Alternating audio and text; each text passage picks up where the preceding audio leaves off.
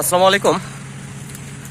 ভুট্টা খেতে গরুকে ঘাস খাওয়াচ্ছি উন্মুক্ত ছেড়ে দিয়ে।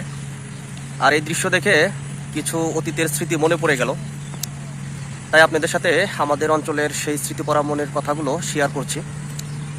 আমাদের অঞ্চলে আগে গরু লালন পালন করাটা বেশি একটা কষ্টদায়ক ছিল না এবং কস্টিং খরচটাও বেশি ছিল না, কিন্তু বেশ কিছু সমস্যা তৈরি হওয়ার পর থেকে এখন আমাদের অঞ্চলে গরু লালন পালন করা খুব কষ্ট হয়ে গিয়েছে এবং কস্টিং খরচ বেড়ে গেছে।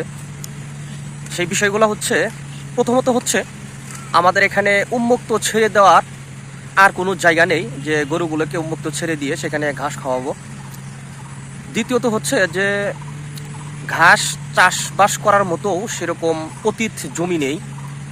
যেই জমিগুলো আছে সেগুলো হচ্ছে আবাদি জমি, মানে যার যার জমির আছে সে ধান চাষ করে, পাট চাষ করে, আবার গম চাষ করে।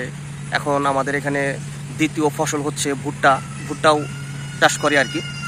কিন্তু ঘাস চাষ করার মতো যে সেরকম অতিরিক্ত জমি, সেই জমিগুলো আমাদের এখানে নেই আর কি।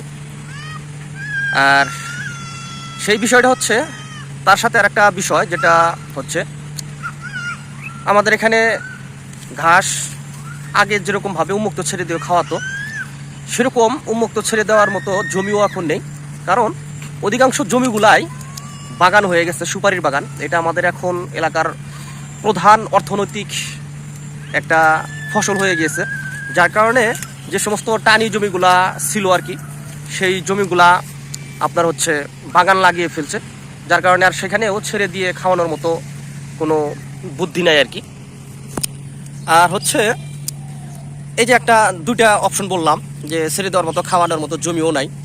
আর থার্ডলি আর একটা সমস্যা হচ্ছে যে যখনই যে কোনো সিজন আসুক, সিজন শেষ হয়ে যাওয়ার সাথে সাথেই আমাদের এখন পাওয়ার টিলার দিয়ে হাল বানো হয়। আগে তো গরু দিয়ে হাল চাষ করতো, সেই গরু উঠে গিয়ে এখন পাওয়ার টিলার দিয়ে হাল চাষ করানো হয়। আর এই পাওয়ার টিলার যারা বাণিজ্যিকভাবে নিয়ে আসছে ব্যবসা করার জন্য, তারা কি করে, ওই জমি থেকে ফসল কেটে নিয়ে যাওয়ার সাথে সাথেই সেই জমিগুলো আবার ওনারা চাষ দিয়ে রেখে দেয়, একটা করে চাষ দিয়ে রেখে দেয়, মানে দখলে নেয় যার যার পাওয়ার টিলার আছে। এই সমস্যার কারণে দেখা যাচ্ছে যে সেখানে আর ঘাস থাকে না, যেগুলো রয়েছে সেগুলো পচে যায়, নষ্ট হয়ে যায়। আর এজন্যও গরুকে আর উন্মুক্ত খাওয়ানো সম্ভব হয় না।